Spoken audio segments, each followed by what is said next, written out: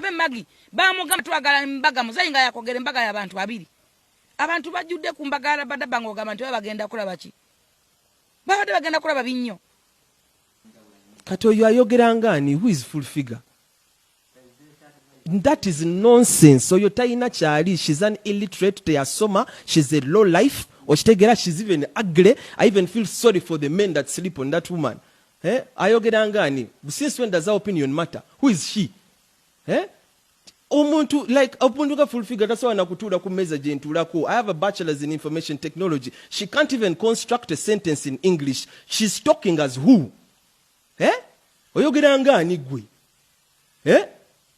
obwongo bwawe bukoma ku budduuka bwa ku Salama Road we have fucking business projects we are on over here we cannot sit on the same table we are not of the same class keep my name and my wife's name out of your mouth oyogera ngani gwe esimu tebatabulanga taddanga musimu ya Nalongo nakebera kubanga Nalongo wadde okebere ya Rabadaba kubanga ojja kebera esimu ya Nalongo osange mu nga Gurunedi aweereza ka message nga osegira tonye nompika Gurunedi nonsuulawo notwala oyo so kati amanye nti esimu ya Nalongo tekwatwako esimu ya Nalongo nenga ye ne bwevuga Nalongo ne Rabadaba esimu ya Rabadaba webevuze Rabadaba oli wadde okukwata esimu n'otwala Nalongo nganda Nalongo waliwo ankubira ye gundi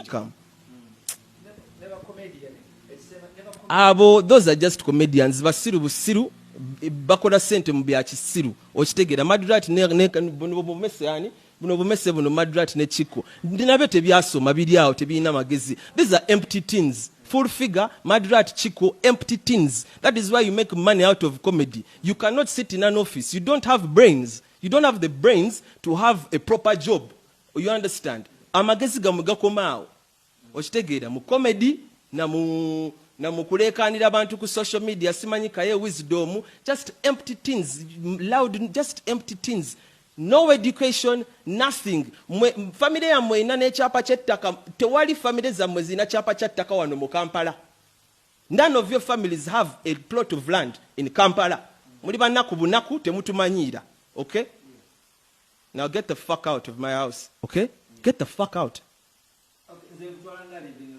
get the fuck Chabayi kuseguya alinamu ali short tempered anyigamu kokwafe ekyo kiri eyo nekyafa bengabi tunyiganyigamu nekyemayi ayina empisa musajja wa ddembe kyemanya jakuma obufumbo we Rabadaba tayinza Rabadaba bano ba tamalagano okujjako Nalongo gwana abakutte mu Rabadaba okunoba naye nga bwabasazeewo okufumba omwana Rabadaba toke musango otyo nacha Rabadaba n'omukyalo nakuba nnyo ebyo yajja kuba agenze nga te Rabadaba ino labira abalongo anofumba kati aba musajja mulungi we Bad Black yamutugambako ke mabegako Rabadaba mukumufu baganda bange olutalo lukyagendera ddala mu maaso wakati wa full figure Jennifer gwe tumanyi obulungi Rabadaba saakaate Madrat ne Chiko naye ng'ajjukira nti bino byonna byavudde kubeera nga Rabadaba ono ayanjula mukyala we bambi naye nga kinajjukirwa nti omukyala ono gwe yayanjudde yali mukyala wa AK47 naye Rabadaba yavaayo emabegakawo n'agamba nti omukyala ono baali beeyagala dda nga bakyalina mu ssomero lwakuba munaye ne bafunamu awo enjawukana naye munaye nga Katonda w'omanyi ebintu bye nti waba yasalawo nti mujja bbeera mwenna ne we mumala emyaka emeka nga temuli mwenna era still muba mujja kudda mubeere mwenna kale munnange yamwanjula wano recently ffenna kyemanyi emikolo egyo twagiraba bulungi wabula abantu abasinga obungi baavuddeyo ku nsonga y'omukulu ono Rabadaba okubeera ng'ate munnange yayanjula mukyala we era nga buli omu ayogera bibye full figure ye yavuddeyo wawasizza omukyala mukulu biki yazaalako biki kwegamba buli omu ayogedde bingi abamu bamugamba nti yeyafumbiddwa nti Rabadaba yeyafumbiddwa omukyala oyo Nalongo abalala nga bagamba nti n'omukolo gwe nnyini omukyala ye nnyini Nalongo mbu ye yaguteekamu ssente kwegamba buli omu ayogedde ayogedde bibye ku nsonga ya Rabadaba ono. Ye Anti Kaduuke Ggulo yavuddeyo nga defendinga Rabadaba era nga awalabanya full figure nga mugamba bannaye mukazi gwe weesonyiwa ebintu ebimufa ku bikwatako. Yayogedde ebigambo bingi kyemanyi nti muganda wange wasobodde okubeera nga ate obiraba byonna bye yasobodde okubeera nga ayogerera omukyalo oyo full figure.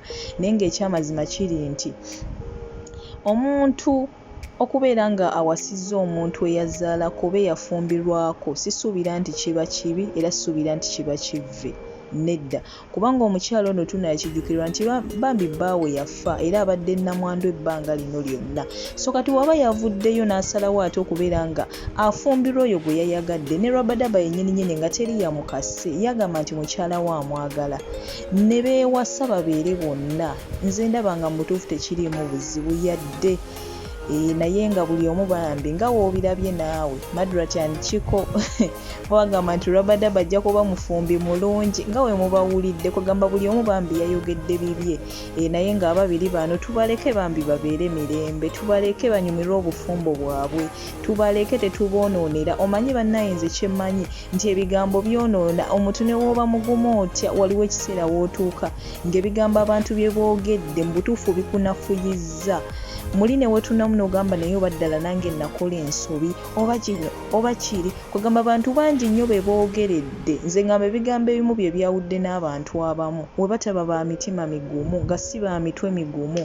Ebigambo amazima gennyini bikwawula n'omuntu nga tewandiyawukanye naye ng'era mwagalana naye olw'ebigambo nawe ng'omuntu otuuka ekiseera n'osirikira n'ogamba naye oba kyeboogera kituufu oba ddala kino na kino na kino oba okitegeera. So bambi ababiri bano bambi tubaleke tubaagalize birungi byereere era nze kyembasaba Rabadaba ne mukyalawo mubeere bagumu. Ebigambo tebiba bagamba nti omweyogereze takusuuza kayanziko.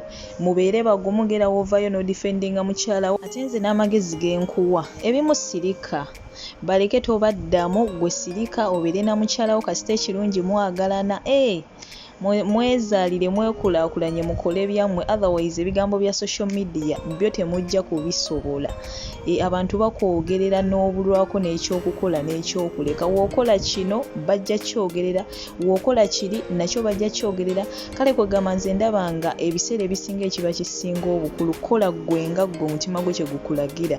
Ate si nti buli gw'owulidde ng'akwogerako oba ng'ayogerera ekyo kyokola nti olina ovaayo n'omuddamu. Nedda, abantu abamu olina kubeera ng'obasirikira kuba abantu abamu gy'okoma omuddamu ye tajja kuzikiza ajja genda maaso n'okulabika ng'akulumba so alabika ebiseera ebisinga nga ajja kuswaza oba akwononere n'erinnya lyo gwe ng'omuntu. Kubanga ebiseera ebisinga abantu abamu tebasobola controllinga emotions zaabwe nti wawulira omuntu amwogeredde ekibi naye agenda vaayo amutabukire bubi nnyo. Kale awo mu kwogera mu kuwanyisiganya ebigambo wabaawo okuyitira n'okwogera ebintu ate omuntu by'oyinza okwejjusa mu maaso eyo oba teweegendereza bulungi. Kale bamikwano ekansubire nti video mugyekanyiza bulungi. Nze Omumbejja Aisha Nassolo bambi nkusaba subscribing tuli ku lugendo olututwala ku 1K kusaba neeyungeko ku lugendo luno ndabike ng'ate munange channel yaffe eweza 1K mbasaba mu liking ne video eno ate era mbasaba mwongere okubeera nga mwekumira ku channel eno kuba byo ebirungi mu butuufu nkyabayigira nkyabaleetera wano tugabanyaawo stories ezikwata ku bantu mu bulamu bwabwe obwa bulijjo amawulire aga trendinga ate maaso awo tujja kwongeramu n'akanyumiro ka relationships. So obutabisubwa ebyo byonna nkusaba weekuumire ku channel eno akonkumira takumira mpeera. Bye bye. Madrat Chiko, empty tins. That is why you make money out of comedy. You cannot sit in an office. You don't have brains. You don't have the brains to have a proper job. You understand? Amagezi gamugakomao. Okitegeera mu comedy na mukulekanira abantu ku social media simanyikaye wisdom, just empty things, loud, just empty things. No education, nothing. Family yammwe ina n'ekyapa ky'ettaka, tewali family zammwe zina kyapa ky'ettaka wano mu Kampala. None of your families have a plot of land in Kampala. Muli bannaku bunaku temutumanyiira. Okay? Now get the fuck out of my house. Okay? Get the fuck out. Get the fuck